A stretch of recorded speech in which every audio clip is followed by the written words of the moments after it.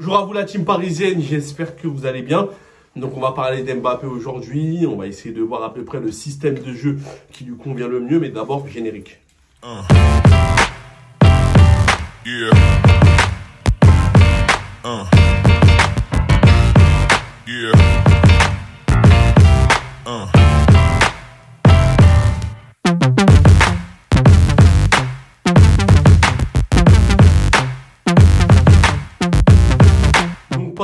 Parlons de Kylian Mbappé, donc le natif de Bondy. Vous connaissez tous Mbappé. On a pu voir ce qu'il a pu faire la saison dernière, ce qu'il a fait en équipe de France avec en 2018 pendant la Coupe du Monde. Donc, un joueur élogieux, faut dire la vérité, un joueur talentueux, un joueur qui est très fort, faut dire la vérité. Maintenant, faut mettre une nuance. La nuance, c'est quoi? Parce que certains m'ont attaqué, oui, tu critiques Mbappé. Non. En fait, comme vous savez, nous, on est quand même on défend le Paris Saint-Germain. Quoi qu'il arrive, on doit défendre le Paris Saint-Germain. Okay, on ne doit pas défendre, être pro Mbappé, pro Messi, pro Neymar. On doit être pro PSG. C'est surtout ça dans un premier temps. Mais Neymar, Mbappé ou Messi, voilà, les trois, ils ont fait peut-être des choses qu'il ne fallait pas auparavant, qu'on a déjà souligné. Moi, Neymar, quand il a fait des choses qui étaient ultra sportives et qui n'avait pas une bonne hygiène de vie, qui restait par exemple à 4 h du matin à jouer à Fortnite, on a parlé. Je pense que tout le monde, en tant que supporter parisien, tout le monde a parlé. Ceux qui suivent vraiment les réseaux sociaux, ils ont pu parler. Son hygiène de vie, le fait qu'il boit beaucoup d'alcool, etc. On a tous parlé. Mbappé, il n'est pas aussi exempt de cela.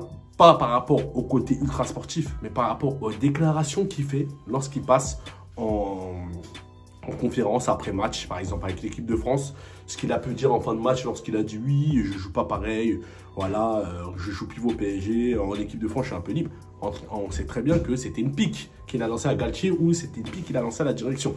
Malgré que oui, je suis entièrement d'accord avec lui, la position qu'il joue, et j'ai déjà cité que c'est pas la bonne position de mettre Mbappé en pointe. Maintenant certains vont me dire oui, mais la saison dernière il a pu le faire, il a joué en pointe.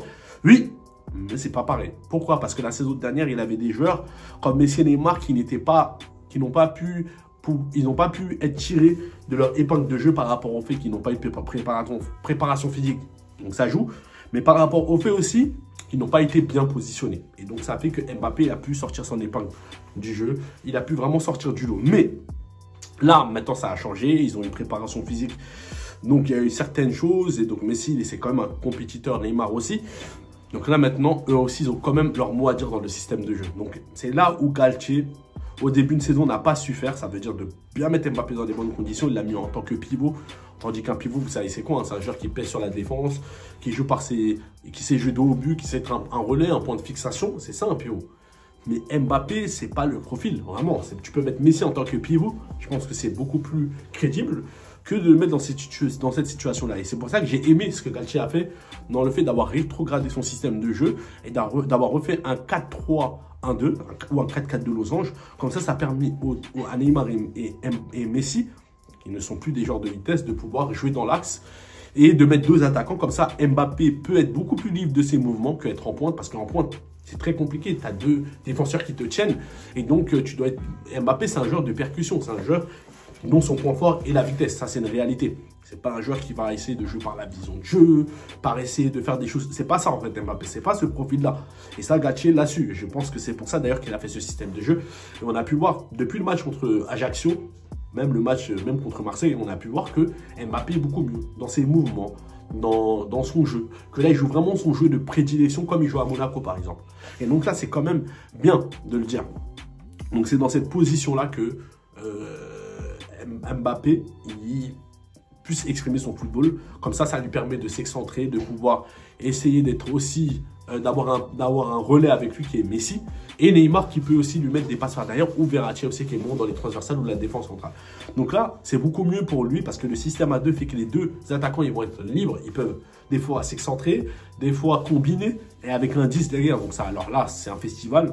Et donc là, Mbappé, il est mieux positionné et il est mieux utilisé dans ce système. Non, moi, où j'ai fait des reproches à Mbappé, c'est pas sur le terrain. Le fait que des fois, ça peut arriver qu'un joueur il a des mauvaises phases. Moi, où je reproche à Mbappé, c'est pas ça. Okay, parce que c'est vrai que le coach aussi il a sa part de responsabilité, le fait de l'avoir mis en faux neuf. Moi, je l'avais cité depuis le début de la saison que c'est pas comme ça qu'Mbappé doit jouer. Mais moi, c'est ses déclarations. c'est ce qu'il a dit en équipe de France, c'est les pubs, les stories qu'il met sur Instagram, lui pivot gang, moi c'est ça que je reprochais en soi. Mais le joueur en soi, je l'aime bien. J'ai rien contre lui. Donc si vous voulez que je fasse mon meilleur pas, il n'y a pas de problème. Mais moi, j'ai rien contre lui, j'ai rien contre le joueur en soi. C'est juste que c'est les déclarations qu'il fait. Et ses attitudes sur le terrain qui m'ont pas plu. Par exemple, le match contre Montpellier, quand par exemple Vitinha il avance avec le ballon et que le mec il sort du terrain. Parce qu'il voit que Vitinha lui a pas mis le ballon, donc il s'énerve. C'est des attitudes comme ça. Parce que ça, en réalité, nous, comme on dit, on est pro-parisien et on ne peut pas accepter ça en tant que supporter parisien. Okay, il faut qu'il y ait un collectif. Il faut qu'Mbappé, des fois, il joue personne en début de saison. Que là, maintenant, il a compris. Là, je pense qu'il a mieux compris. Et en fait, c'était un signal qu'il montrait à Galtier. Ses agacements sur le terrain, c'était un signal qu'il montrait à Galtier. Et c'était aussi un signal qui montrait par rapport à son positionnement. Comment il a été utilisé. Donc oui, je suis d'accord avec lui sur le fait qu'il peut ne pas être content, c'est une chose. Mais ne le montre pas sur le terrain. Tu le montres en interne, tu le montres avec le coach, tu le montres avec la direction. Par rapport au fait qu'ils lui ont promis certaines choses, ça je veux bien l'entendre. Mais les supporters, ils ne peuvent pas être impactés par ça en fait. C'est pas nous qui avons promis à Mbappé certaines choses. C'est Nasser Al-Khelaifi ou le Cheikh Tamim Al-Thani, c'est pas nous. Nous, on n'a rien à voir dedans. Donc, il faut que même vis-à-vis de nous, il doit sortir bien. Donc là, j'ai joué un Mbappé qui joue comme la saison dernière. Depuis le match contre Marseille, je vois Mbappé qui joue comme la saison dernière.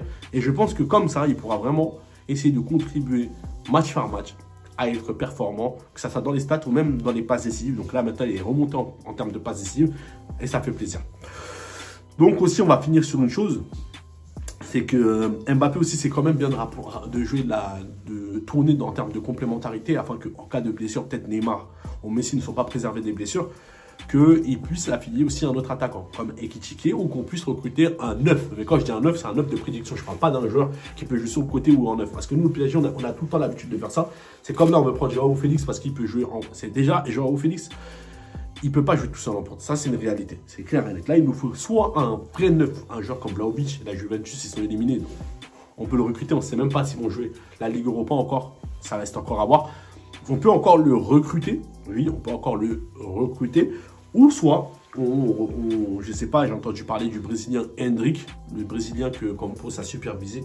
Bonne question parce qu'il a 16 ans. Je ne sais pas s'il peut encore faire un transfert du Brésil à ici parce qu'il n'a pas moins de 18 ans, il faut avoir 18 ans pour pouvoir faire un transfert de l'Amérique du Sud en Europe. Ça reste encore à voir, donc je ne sais pas. Mais en tout cas, vraiment, il nous faut vraiment un neuf. Ça, c'est très important, il nous faut un neuf parce que dans la surface de réparation, il nous faut un attaquant qui est capable de récupérer des ballons aériens. Et c'est ce qui manque au Paris Saint-Germain. Et donc là, Hakimi, là, qui est très très bien en forme, il va être encore meilleur s'il y a un neuf avec lui. Parce que Hakimi, les passes qu'il a fait par exemple à Dortmund, les nombres de passes qu'il a fait à Dortmund, c'est parce qu'il y avait Haaland à Dortmund. Ou par exemple, les passes qu'il a pu faire même avec l'Inter, c'est parce que dans la surface de réparation, il y avait des Romelu Lukaku ou Lautaro Martinez. Okay, et donc, ça permettait à ce que lorsque Hakimi centre, il y avait quelqu'un dans l'axe. Il y avait quand même des joueurs qui pouvaient récupérer des ballons aériens. Là, le problème au Paris Saint-Germain, malgré que là, on voit Messi qui est en forme, malgré qu'on voit aussi un Neymar qui est en forme, il faut quand même rajouter un neuf. C'est quand même très important. Il faut rajouter un neuf. Je ne dis pas qu'il faut jouer en 4-4-2, je n'ai pas dit ça. Mais il nous faut un neuf. Il nous faut un joueur qui, par exemple, même s'il ne va pas être titulaire, mais qu'en fin de match, il rentre et qui puisse faire la différence. Ça, c'est très important. Donc, le PSG doit essayer de réfléchir à ça pour amener la complémentarité et des profils différents. Parce qu'il faut quand même des profils différents. Il nous faut vraiment un joueur, un attaquant, une tourelle. Il nous faut vraiment une tourelle afin de ramener beaucoup plus de dangerosité et du jeu de tête, de la détente dans ce système. Parce qu'on n'est pas bon. Vraiment, dans la tête, on n'est vraiment pas bon depuis le début de la saison. Je ne sais pas si on avait peut-être un ou deux buts, mais ça reste faible. Par rapport à notre force, avant, on avait une force, c'est qu'on était bon de la tête. Que ce soit les attaquants, comme Cavani, il était très bon de la tête. Ou on avait Thiago Motta qui était bon de la tête aussi. Il avait marqué pas mal de buts de la tête. Ou Thiago Silva, ou David Luiz, ou Alex. On avait des joueurs de tête que maintenant, on n'a plus. Donc le PSG doit songer à recruter un joueur de ce calibre-là pour pouvoir essayer de concurrencer les grands. Parce que les grands, ils ont quand même des neufs. Benzema, Lewandowski qui est éliminé, c'est triste. Mais par exemple, on regarde le cas de Gonzalo Ramos, même si ce n'est pas un grand neuf, il apporte quand même son épingle au jeu. Ça, c'est quand même important. Et c'est ça qui fait que Benfica aussi, ils vont pas pouvoir être performants. Parce que lors des matchs très compliqués, lorsqu'on va jouer avec un vrai neuf, lorsqu'on va jouer avec des vrais défenseurs centraux, un Ruben Dias par exemple, ou un Van Dijk, un exemple, hein, il te faut un neuf. Là, c'est vraiment important. Il te faut un neuf qui est capable de gêner cette défense-là, afin de faire diversion pour les autres joueurs qui sont derrière, comme Mbappé, comme Messi ou comme Neymar. Donc voilà, j'ai fait le tour par rapport à ça. Dites-moi en commentaire ce que vous en pensez. Et j'espère que Galtier va continuer sur ce système-là et qu'il ne va pas rétrograder.